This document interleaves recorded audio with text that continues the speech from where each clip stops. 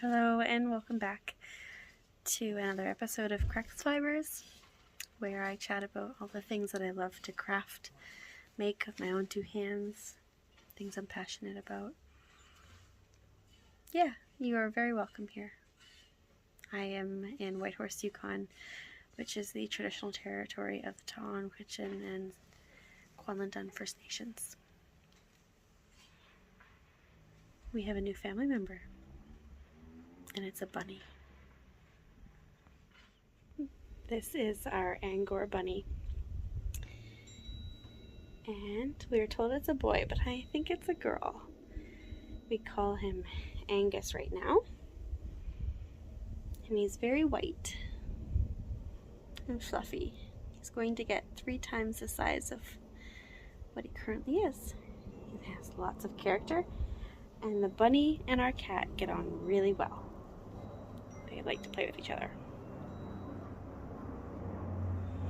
Just a huge thank you to everyone who's returning. Today is a beautiful sunny day, and I'm in a different location, and I hope that there's no background noise that's too interrupting. But anyways, my name is Brittany, and I'm so glad to be back. It's been a little bit since the last episode. I was away on a journey with my husband to Dawson Creek in British Columbia, just south of the Yukon, and it was a great time. It was my first fiber festival, and we learned a lot, and we had a great time visiting and meeting some other fiber artists or yarn dyers, and so it was a really wonderful time. I packed up my whole shop and yeah, went down and met people, some people who I only know by their Instagram handle. So that was enjoyable, so enjoyable that I signed up for another fiber festival, which I will share about in the near future. So it's a big one. I'm really excited about it. I have my earbuds in my ear. I just discovered that the microphone that I did have is not compatible with my phone, so I hope that these earbuds do a good job. There's birds whistling, and got a bit of an itch. The birds are whistling, and it's not very windy today, so I thought it was a nice opportunity to sit outside here to chat with you guys. I have a lot to share with you, and I hope you'll stick around, and I hope I won't go through it too quickly. But as is the case with these types of things, you usually start with, like, you know, what you finished. But I thought I'd start with what I finished in spinning. It's been a big yarn spinning month for me, more than finished objects in the knitting or any other department. So what I have finished for you, let me see what was most recent. Most recent was actually a small sweater spin that I did. I showed you guys, I think, this last time, and this here is a beautiful squishy 3-ply yarn. It is made up of Shetland, some mixed breed sheep from my friend Melly called the BC burn pile, she calls it. There's some Suffolk in here, and so Shetland, Suffolk, BC burn pile, and Merino cross. I blended it all together. I think on my drum cutter I blended it 6 times to get it fairly nicely consistent. So here's my little sweater spin. I went with a 3-ply. I just liked the look of the yarn more. I had been thinking about doing another ranunculus, and I know that the sweater would do better with a 2-ply, but in the end I just felt like this yarn deserved to be a 3-ply. And I had some, oddly enough, I had a lot left over, so I had to do a chain ply. So I have a good chunk of yarn here that was 3-plied. Sorry, chain plied, to have that little bit of extra yarn that I may need. So I'm hoping for like a lightweight, lacy kind of sweater out of this beautiful yarn. It was really enjoyable to spin. It has some nice bounce. because of the type of fibers that I spun, and I made sure that I pre-drafted really well and I didn't add too much spin to my singles so that I could get the twist that I wanted in my plying. So yeah, that was really nice. I loved that spin and I was sad when it was over. As I do often with my spinning, I love to like work on things for a larger project, but being a spinner, you need to spin to learn, and you could do small samples or you could do large samples. Often with these like single skein items that I have, I end up making small projects with them anyways, or no one said you can't pair two yarns together completely different. So we will start with this one because I showed you this last time. This, look at the halo. Look at that. Isn't that just like dreamy? So this is a 2-ply. I don't remember the yards I got, or it was 360 yards, so I have a boat. And the gauge was about sport weight. So I got about yardage to wraps per inch in the sport department. Sport weight zone, whatever. Anyways, what is in this? This is a beautiful blend. Okay, so I used Rose, who is a Dorset Cross sheep from Crocus Country, Shepherdess, and I used 25% of her, was it? I think so. I'm pretty sure it was 25% Rose, 25% alpaca, and 50% Labradoodle. I'm not joking. I might have the percentages wrong. I wrote it down somewhere. I just can't remember. But the halo that you're seeing here is from the Labradoodle. So I blended that. I think I also had to blend that on the carder about 6 times to make sure that it was really nice and consistent. When I was spinning this, it was so much fun, so soft. It needed a lot more twist because of the higher percentage of alpaca and dog, which are not wool fibers. So lots of twist so that I could have a nice structurally sound yarn in the end. Isn't it just, it's just lovely. It is so soft and squishy. Anyways, my friend said she would keep combing her dog so that I could spin some more of this yarn, because I'd love to spin some more and make something for her mom and herself. But yeah, the alpaca adds like a really nice warm tone to it. I don't know if you can see the slight marling of it. It's beautiful. It's really, yeah, really, really lovely. And then I also had an Icelandic fleece.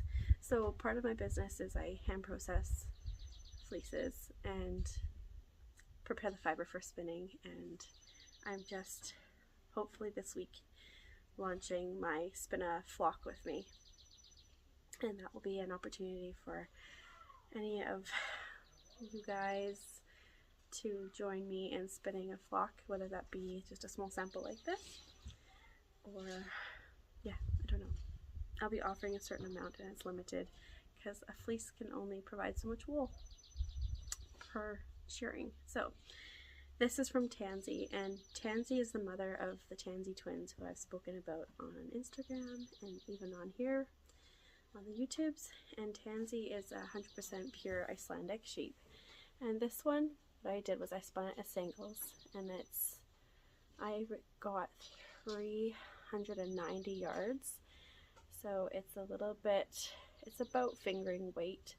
I could have had more yards if I had pre-drafted a little bit more and a little higher twist, I think. But it turned out really, really lovely. And getting it into a skein, there were some challenging areas where it didn't have enough twist, but otherwise it's a very cohesive yarn. And I fold it, so what that means is I put it into hot water and then immediately into cold water, and I did that back and forth, and that's just to shock the fibers a bit, to cause them to settle in a bit more, hug each other a little tighter, and then the yarn is a lot stronger. So I didn't know what I wanted to do with it, so I decided to go on the strengthen the yarn for a variety of options if I want them. So it's turned out really beautiful. and I can't wait for others to spin her. She had a lot more fell than she did tog. So the tog is the long fibers in the Icelandic fleece, and then the fell is the softer, downy, shorter staple lengths. And so she's pretty soft next to my skin. So for Icelandic, this is quite nice. So that's second to last spin, and then most recently is this guy. So this comes from a sheep called Shack, and Shack is a sheep in Alberta that belongs to my friend's daughter's flock that they are just breeding as a hobby, and they get shorn once a year, so their staple lengths are pretty long.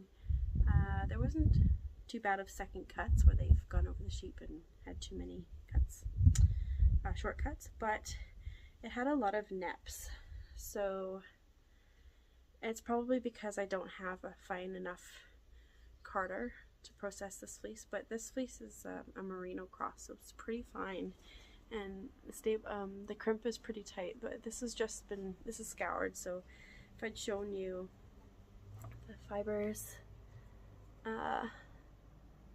before scouring, you'd see the tighter crimp, but it's pretty crimpy, pretty bouncy. And what I did was I carded it, and then I dizzed off of my carder to create thin roving, and then I pre-drafted that even more, and ended up with this beautiful 2-ply springy yarn. Like, the bounce in this yarn there's quite a lot of bounce in this yarn. So I wanted to play with it a little bit more. So my friend Pat, she's got the whole fleece at her house, and I had to give back my, that's not mine, but I had to give back my swing picker to the fiber guild that I rented it from. And instead I rented out some wool combs. So that's literally like a giant comb with tines that could pierce you through from one end to the other end. And so I've been combing this fiber very slowly. I don't have a whole lot of time. I've been combing the fibers because there is so many neps. I wanted to remove them to create a smoother yarn for spinning. So neps, they can interfere with this structural integrity of the yarn, or they can add some texture. But I wanted to see what this fiber looked like without the neps, and it turned out quite nice. This is just a little nest that I butterflied on my finger, and when I hold it up to the sunlight, I don't see very many neps, if at all. So that was really enjoyable. It's time consuming to comb, and I will not be investing in any combs. A carder does a good enough job, and yeah, I'll just rent the combs from my fiber guild for the time being. So yeah, I did a lot of spinning this last time, and I've also been working on some other spinning, which is support spindling. This is some bison that I forged. And I've just been working away on my support spindles. Maybe I can add some footage at the end of me using these support spindles. And this is with some fin fiber that I received from a friend, and I've just been slowly working away. I turned them into some row legs because fin is a longer staple length. It's pretty, it has a lot of crimp, and I wanted to spin this woolen because this is really nice for spinning woolen, and I wanted to spin true woolen, which is why it's in a row leg. So like the fibers are rolled, and you just spin off of that. And I'm using this bowl that I got from a really fun antique store in BC, and I'm just filling up each spindle sort of as I go, and I'm really enjoying it. This spindle right here comes from Nitty Naughty UK, and it's currently got loaded up with enough fiber that it's reached its sort of sweet spot in spinning, and so I just keep flicking, drafting, flicking, oopsies. Anyways, that's what happens when you do things on when you're not in your zone. But anyways, support spindling. If you don't know what it is, check it out on the YouTubes. There's a lot of videos to watch and learn. So it's just in my little basket here that I got from Blue Mama from my local yarn store here. And I'll put in the description the spindles that I'm using. I can't remember.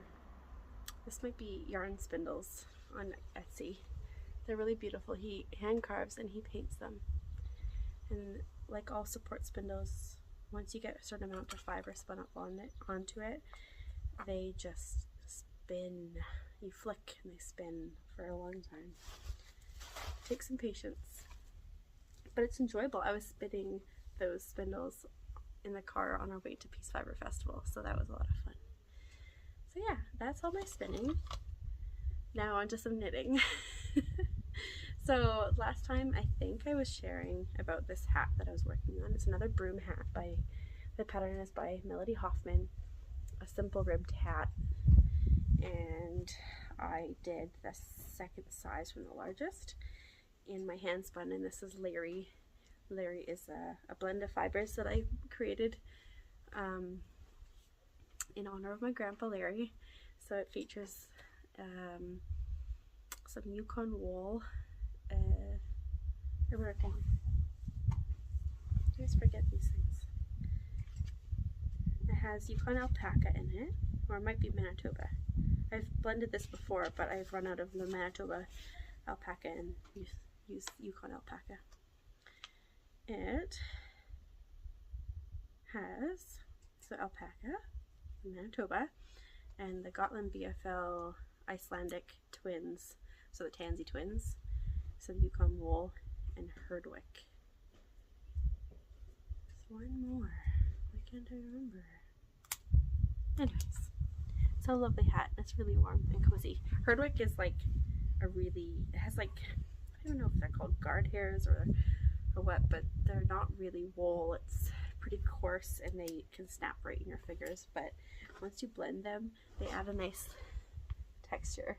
You can see like the little white hairs that are poking through. Add some nice texture and interest. And I spun that 2-ply pretty thick. It's probably thicker than the pattern calls for. I didn't really check the gauge. I just cast it on and hoped for the best. Yeah, and then for the Peace Fiber Fest, I released a sock pattern, and I showed it last time, but I was showing you it in the yarn that I had custom spun from a flock in Alberta. So Sierra has her flock of sheep, her Gotland BFL cross sheeps, and this is the Sickle Socks. So it's toe up and it features a slightly modified fleegle heel, and modified meaning the back here isn't very long. You start doing the flap here a little further in on the stitches over here, and I did this little pearl details here, and then around the front you have some more purling details. So nothing extravagant in this pattern, just knit and purl, and then a fun detail up here. And then the cuff, the ribbing starts a bit down here and then angles up, and I held some Canadian mohair in the heel, the cuff, and the toes just to reinforce it, because the Scotland is a 2-ply, it's a lower twist.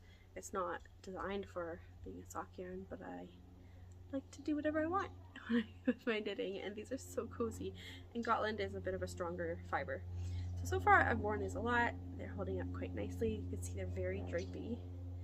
And they came out a little bit bigger than my other socks, which were knit in Mondine, Sorry, in like the cognac, I think, color. And yeah, they're beautiful. They have a nice halo. This is yarn that was used from the fleeces from Barbara, Roan, and Mabel, and they're the whiter sheep. Their fleeces are whiter. But yeah, when I first got this, I was like, oh, this is white, and I held it next to some really white yarn. I'm like, nope, nope, that's light gray. So it is a very light gray, and in my shop I have lots of this and lots of the darker gray. And then I have so this is fingering weight, less yardage because it is Gotland. It doesn't have as much elasticity as other fibers like merino. And the DK I have is a marled 2-ply as well. Beautiful yarns. I love knitting with them. I would keep them all in my stash if I could, but I had this mill run to share with others because I've been talking all about these fleeces that I've hand processed for so long, and I just wanted to share it with people. So yeah, these are my Sickle Socks. They're on Ravelry and through my website. So if you're not on Ravelry, on my website, if you search Sickle Socks, the Sickle Socks will come about in your search. So yeah, lovely, lovely, lovely. That's the other one. I also knit my daughter some socks. I actually haven't knit my kids socks. I knit them like baby slippers or baby socks and then gave up because their feet are just growing all the time. But Sybil saw my socks that I had made in this self-striping yarn. So this is the Cozy Knitter. This was her Christmas colorway. I forget what it's called, but it's from 2021 Christmas. And so they're a bit different because I just did the colors all the way through from one to the other, and I used the little mini that came with my kit.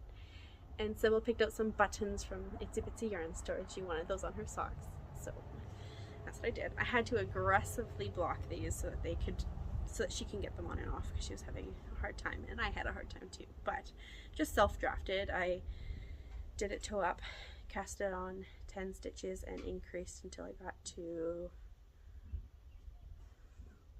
42 or 48. I was just trying it on, measuring, and then I knit until I reached just before her heel, like right here is where her heel is, and then I did fish lips, kiss heel, and then carried on up the cuff and a typical 1x1 rib with a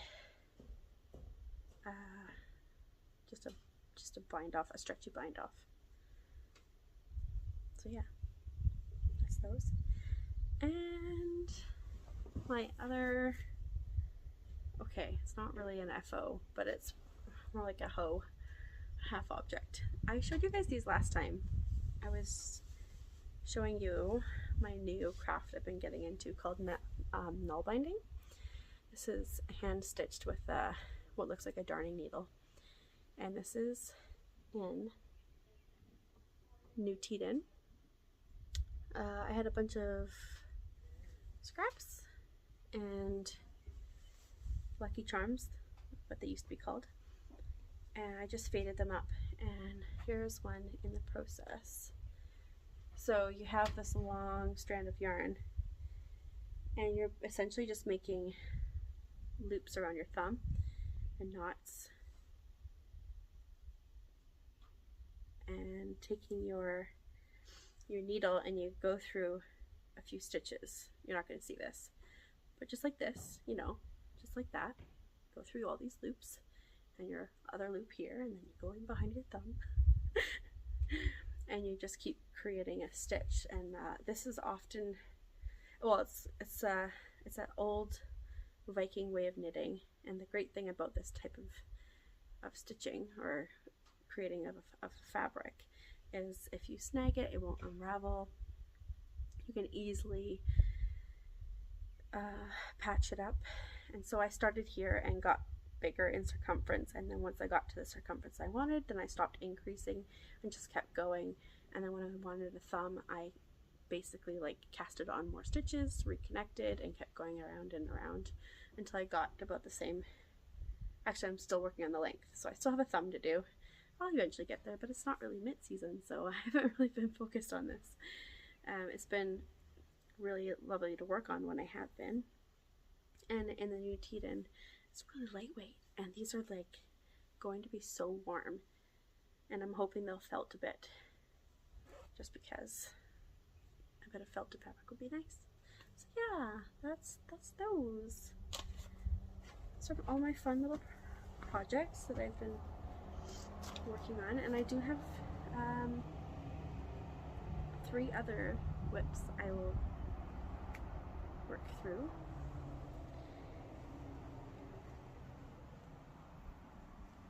So this is my Ginny Cardigan. I last showed it to you. I think I hadn't yet steeped it. So I'm working on the sleeve right now.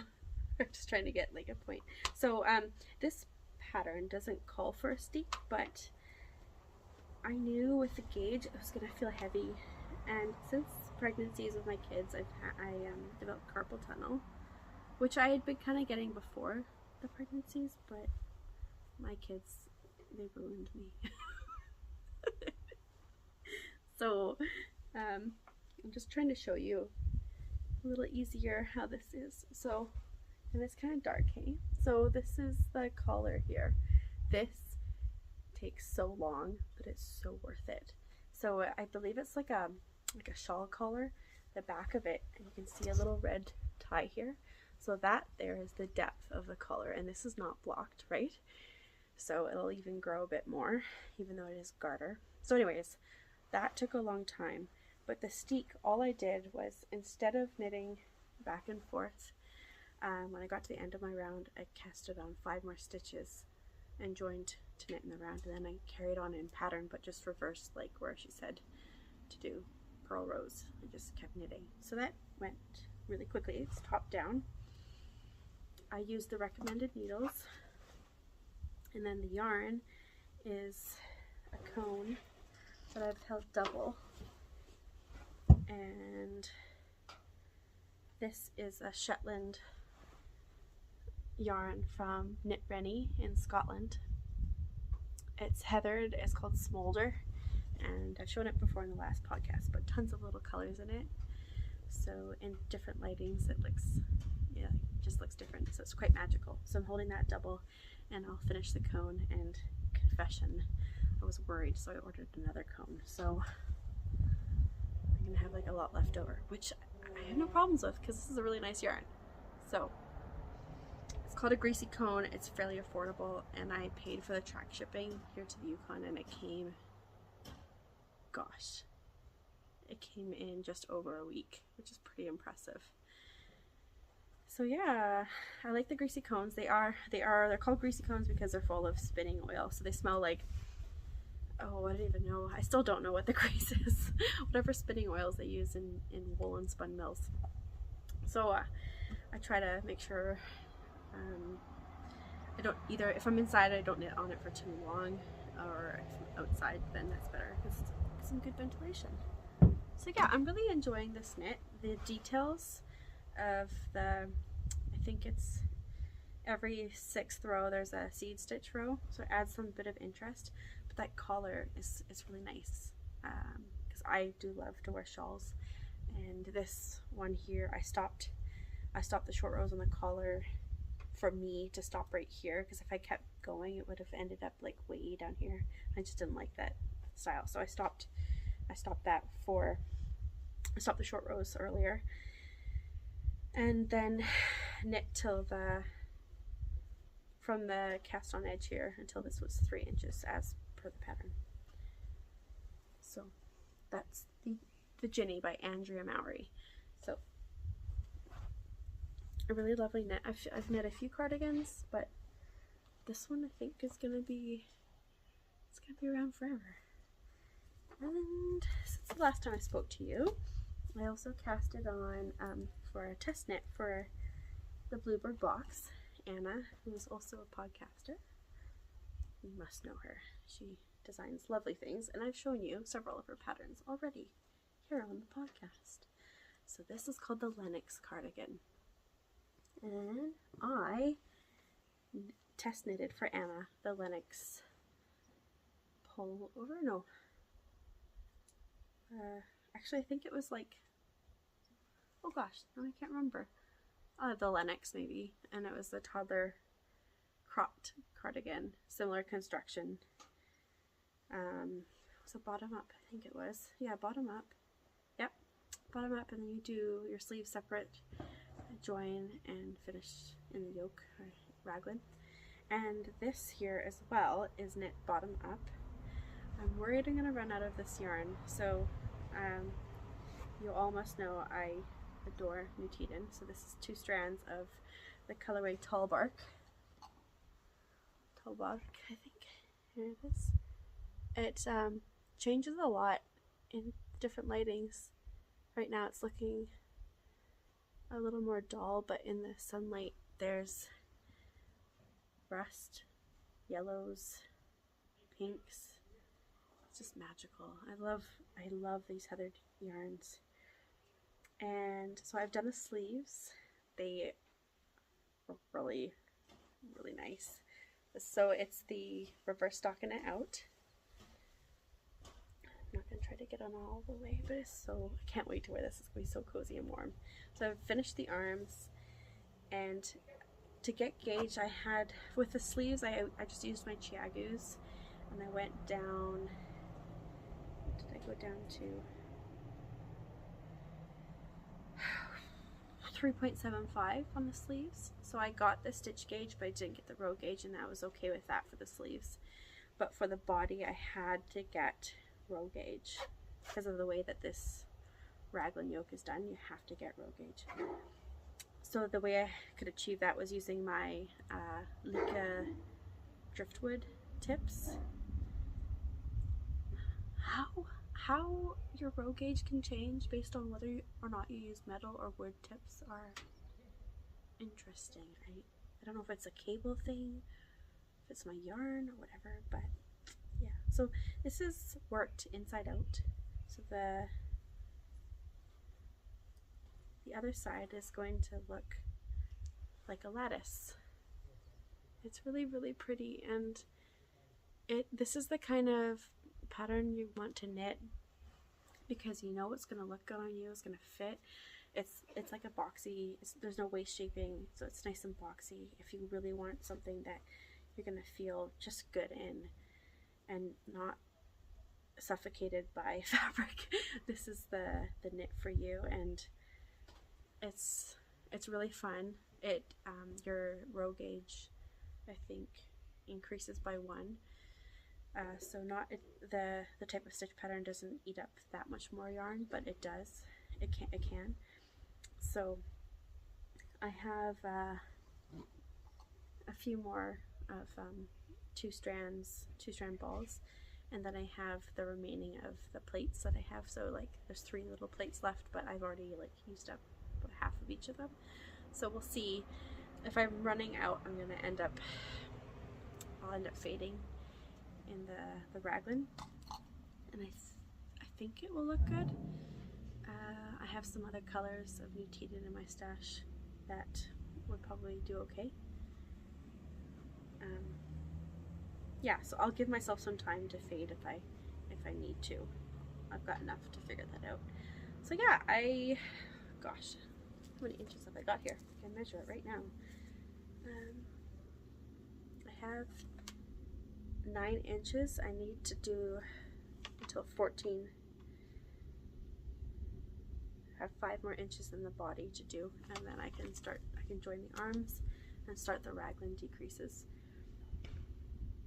So yeah, it's hard to tell right now if I'll have enough yarn. So yeah, if you are someone with Nutiden and you have some tall bark that you don't mind sparing, or that I can buy off of you, you can send me a message.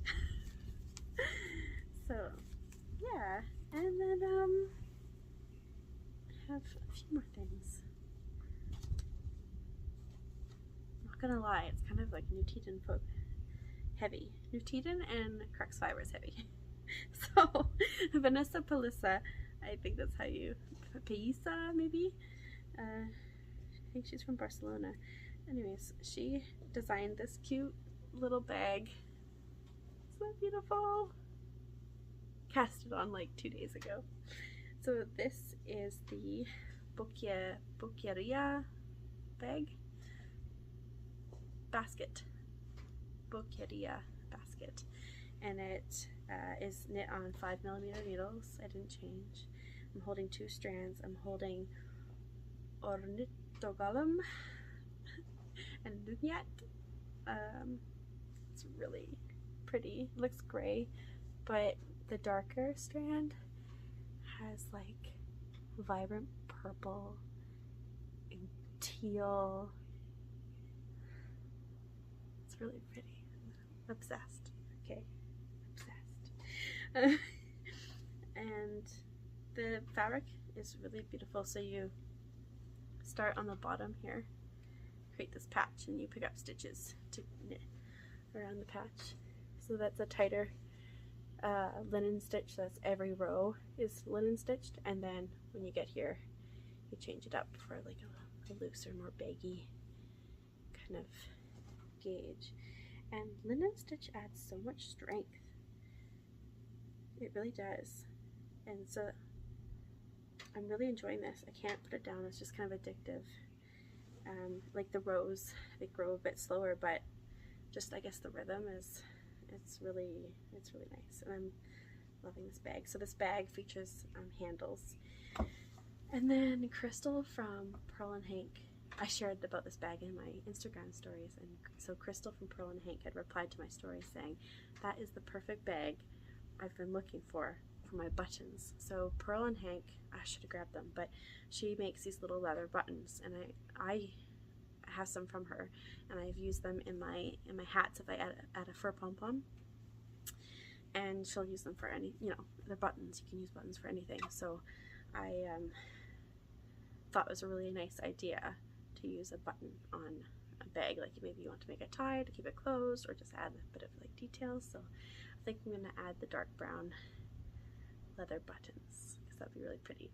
So there's that bag that was just released, and then the other bag is the Bindle bag by Ozetta. She just released that as well, featuring Nutiden or Plutolopi or whatever yarn, really, held with I think some mohair, and it's kind of drapey, and there's like these handles that you end up tying, and so I really want to make that one so I could put my support spindles in it, or any kind of spindle and some fluff to spin. So that's on the agenda. And then the other little bag I really want to make is, oh dear, it's by Songbird Handmade. What is it called? It's a cute little pouch, and then you add a zipper and you can sew. So I thought I'd make that one as well. Just kind of nice to have some smaller projects, because I've been working on these 2 sweaters for a long time, and I'd like to make some smaller projects. And as per usual, there's always a sock on the go. So now this is my little shop stuff section. Okay guys, so this is another custom spun yarn that's very special. My sample here isn't perfectly Bentley. Now, I have one of the very first Bentleys that I ever dyed. It's a little bit different, but essentially fairly similar. Just this one was, the mini skein was underneath one of the large skeins, so there were some sections that just didn't get dyed, and I wasn't really worried because it's just a little sample thing for me. But anyways, this is Bentley that was dyed on the older sock base that I used to dye. It's 75% merino, 25% nylon, and I have stopped dyeing this yarn base. And this yarn base is 35% BFL, 35% Romney, and 30% Mohair. All Canadian, single sourced. So the BFL and Romney are from one flock, and the Mohair comes from Wellington Fibres. If not from Wellington, then it may have come from Lake Bouclet or somewhere in Ontario, but I'm pretty sure it's Angora Mohair from Wellington Fibres in Ontario. So Donna is a master spinner. She runs her mill beautifully, and this here she created is a sock yarn for my shop. It's very limited. I only have 30 something skeins of this, it's very limited, and it's a 3-ply. It has a beautiful shine, and this is how it knits up. It micro stripes, and I haven't dyed Bentley in a long time because the skeins I've been getting from my larger mill are short, and I keep forgetting to ask for longer skeins. So in order to micro stripe hand dyed yarn, you need about 2 yards in length, because a row takes up about 1 yard. So this was just a tad bit more than 2 yards, but it's micro striping and doing the classic Bentley where it just goes through like beautiful rainbows of color. But like I said, this sample here isn't quite Bentley. Maybe it's because I haven't gotten to some sections of the colors, but there's greens and oranges and fuchsia, vibrant blue. It just goes through all of the colors of the rainbow with a navy blue stripe. So it's beautiful, and so I'll be dyeing more of that this week along with some other colorways. Yeah, so I think I'll stop there on the show and tell of yarns. But before I do, I'll show you Bentley in skein form. So this is Bentley. I don't know why I called it Bentley. I just did. Here's another one. And every skein is not identical.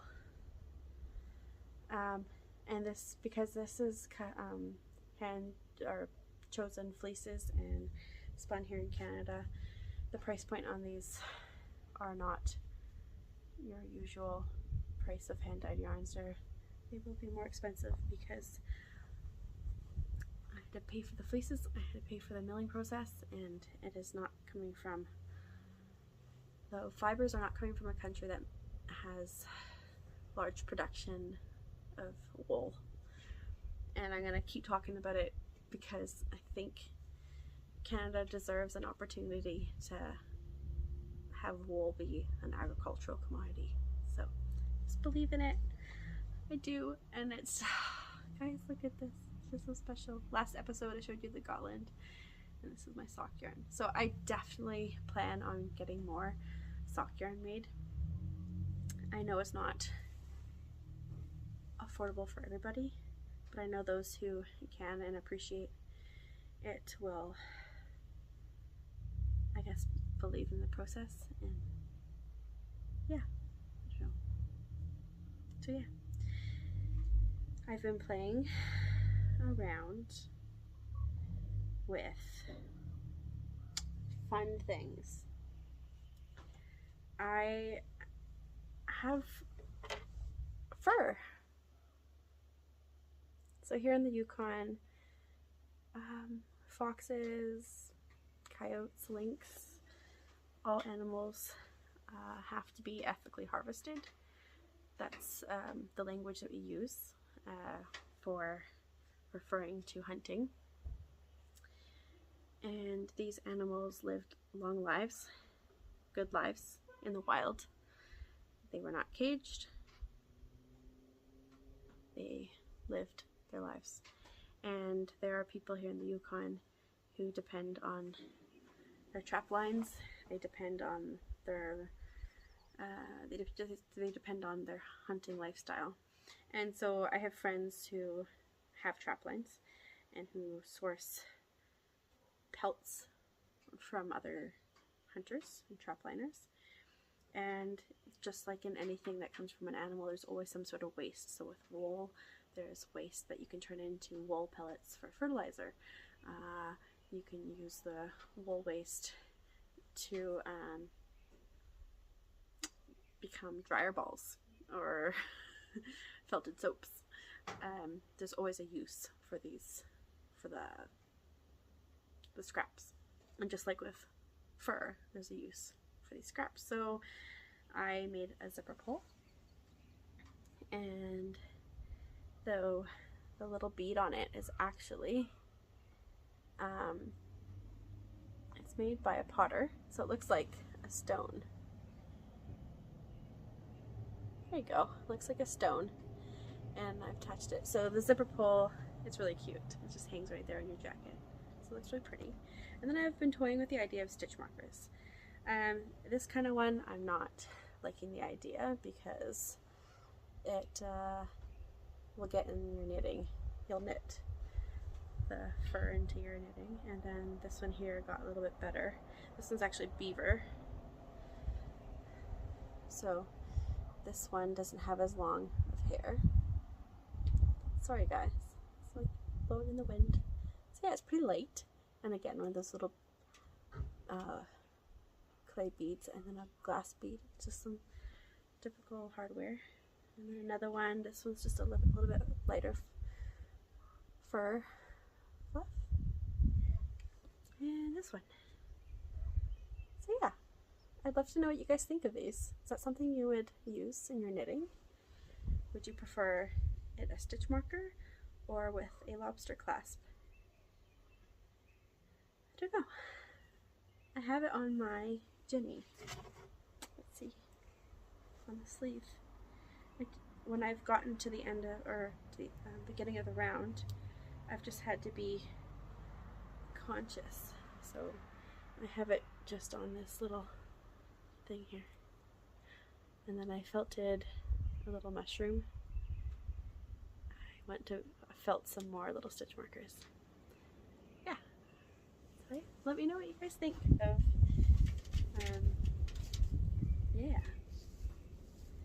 fur on your stitch markers. I know some people don't feel comfortable with the idea of animals being hunted, but I think every area of the world has their way of living, the things that sustain them as a community. And here in the north, my husband and I, we hunt for bison, for moose, mountain sheep, and we use all of the animal. And if we can't use part of the carcass, we leave it for the wolves. Yeah, I think that was all I wanted to show you guys. Just looking around. I mean, there's always more to show, right? There's always more to talk about, but that's that. You know what, actually? I'm gonna work on my basket. My Ginny needs some decreases in the sleeves I don't want to pay attention to. So yeah, I hope you guys have been well, whatever you guys have been up to. John and I and the kids, we took our boat out for the first time yesterday to go fishing. I didn't anticipate getting any fish because I know that this time of the year down a river the water's murky because of all the runoff from the mountains from the snow melting. We had a very late start to summer, very late start. I think it snowed, gosh, maybe 2 weeks ago or a week ago, I don't remember. And I've got this new rug. This is from Sierra, from Crocus Country Shepherdess in Alberta. This comes from a weather lamb off of Lou, one of her ewes, and it's a higher percentage in Gotland, but it is crossed with BFL, so it has the nice BFL curls. So I brought that out here to sit with. So yeah. What else? I've been taking it a little bit slower with my business. I think like a lot of people, I just felt kind of burnt out by things, and yeah, a little burnt out. Still active on Instagram and sharing just life in my stories. Haven't been posting much or sharing anything new, but I do have like my new farm yarn that I want to launch, and the spin a flock with me. So I have a few fleeces that I'm going to share. I have Nora's fleece. She is, I always get the percentages slightly wrong, but 73% Gotland and 27% BFL. She has gone from like this dark kind of gray about this color, really light. It's been fun to watch her fleece change. I've processed her fleece since she was a lamb. And then I have Torfall's fleece, so I always keep the lamb fleece because it's the softest and most precious, but we'll see. I do have the fibers processed and ready for spinning. And sometimes I just don't like being selfish and I like to share it all. So I do have his second shearing, and his second shearing is a spring fleece. And I find that Sierra's fleeces in the spring have they're shorter staple length. Shorter or longer? Torfall's wasn't as long as his lamb's shearing. I don't think it wasn't quite as tightly curled, and where the cut end was, the fibers were more fluffy and sporadic. And his color has lightened up too, so he is 63% BFL and the rest Gotland. Yeah, so I have those two fleeces, and then I have Rose's fleece, which I've hand processed. She is a Dorset cross, very fun to spin, because she's got a lot more bounce, like a lot more crimp in her fibers. And then I have Tansy, who is an Icelandic, 100%. Is that it? Oh, and the Tansy twins. So I have these 5 options from the same flock.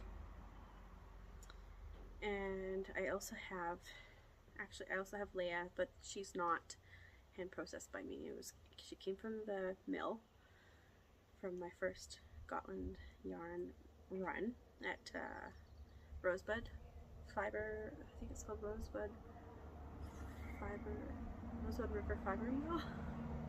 It's a long name, I can never remember it. But anyways, I got that fleece back in roving because it had scurf. So scurf is like a dandruff, and they don't like to put that through their machines. So I got that back as roving. So when you spin, it just sort of flicks off as you're spinning. So the little dandruff bits. But I don't know. Let me know if Leia interests you. I would rather blend her with other fibers, but she is a higher percentage Gotland, so she's a good fiber to learn on. So yeah, I'll be hopefully launching that this weekend, along with my winter boxes or advents. I haven't quite decided on what I want to call them. We have like solstice here in the Yukon is pretty dramatic, and the summer is by June 21st, which is also my husband and my anniversary. We have 24 hours of sunlight, so solstice is like quite a thing here. And then winter solstice is the shortest day, so you basically don't see the sun at all. So anyways, and I'm doing something different. I've decided I really don't want to do the 24-day advent. It takes a lot out of me, and though in the process it's enjoyable, it's something I've come to, I kind of feel like I just dread. So this year's theme for my advent or winter box is called a Yukon Feast. So it'll feature 4 skeins of yarn, full skeins of yarn. That way you've got a wider options, I guess maybe a wider option for you know, what to make with the yarn, and then you're not so intimidated with mini skeins, maybe, if that's, you know, if that's your jam. And I believe my intention is to do variegated and speckles, but classic earthy kind of style, and then the theme is a Yukon Feast. I think I just said that. If not, a Yukon Feast. And then in the rest of the box, it will feature some elements from the Yukon that are made by other makers here, and it's all food related. So that's my idea. And I know that some people have allergies, so I'm trying to keep it simple so that, yeah, so people don't feel like they can't go for it. So that's my idea. So there will be a full box, and then there will be a smaller box. So just like a sock set, and then every year I always get an ornament made by Lumel Studios, which is a glass blowing studio here in Whitehorse. So yeah, I say every year, but I've only done 2 advents, so my 3rd year will still feature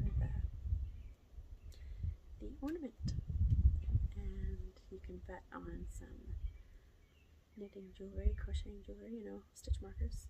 I have a maker lined up for that. So yeah, that's about it, really.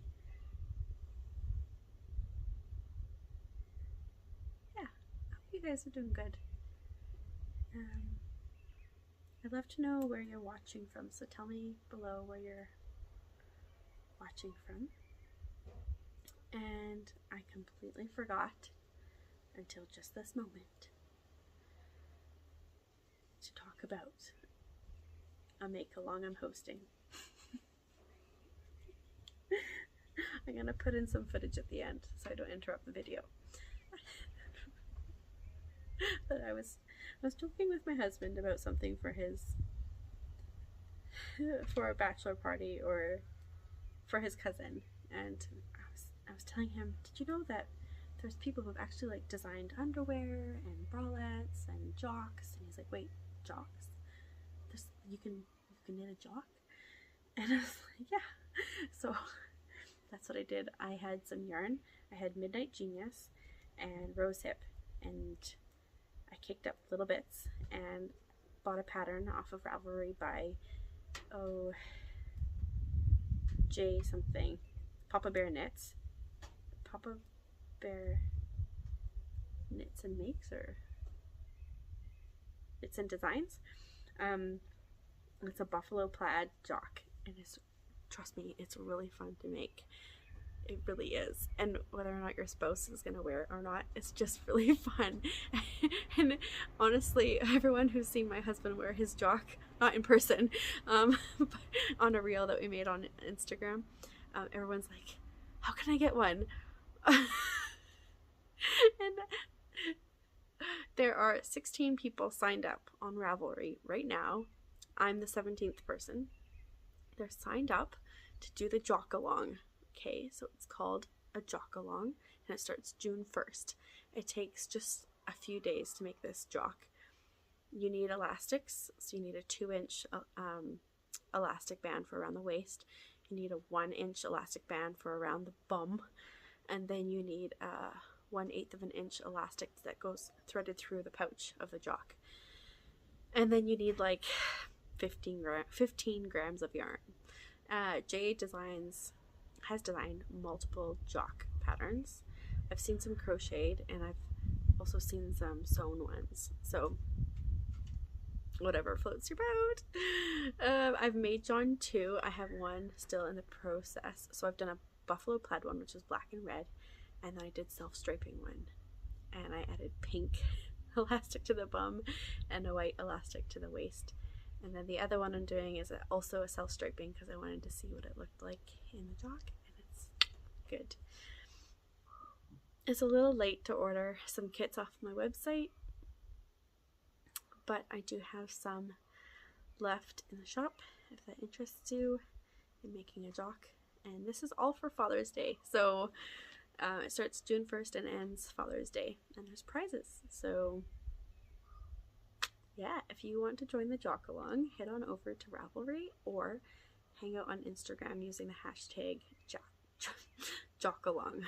So a friend of mine said that she appreciated that I didn't sexualize the idea, because often these types of things are fairly sexualized. So there's some nice lighthearted humor behind it, but at the same time, normalize things. Don't make them weird, don't make them odd, just normalize it, have some fun, create for your spouse or your brother or your dad something to bring a laugh. And actually, John and I had one of the best laughs we've had with each other in a long time, because of just something so different, so out there, and yeah, it's fun. So the Jock-A-Along. Anyways, I've talked your socks off, I'm sure. Or maybe you've worked through an FO or casted on something, I don't know. But I really love hanging out with you guys. It has become easier to just talk to myself on the phone, but know that you're there. So yeah, I really hope that maybe the next time I could film somewhere different again. It's really nice to be outside. I started this podcast in the winter, so yeah, I will show you some footage of the Jock-A-Along at the end. And if you want to see a funny video of my husband in all his pride and glory, then head on over to Instagram. Links of things I've talked about will be below. And if you love this podcast or love hanging out with me, don't forget to like and subscribe. Feel free to share and comment below where you're from, what you're working on, what things inspire you. I don't know if you want to know anything more about fiber, about spinning. Let me know. Or if you have any questions that you'd like to know about us living up here in the far west north of Canada, I'd love to share more about that. So yeah, have a wonderful week, and we will check in with you next time. And please join the Jock-A-Along. Bye for now.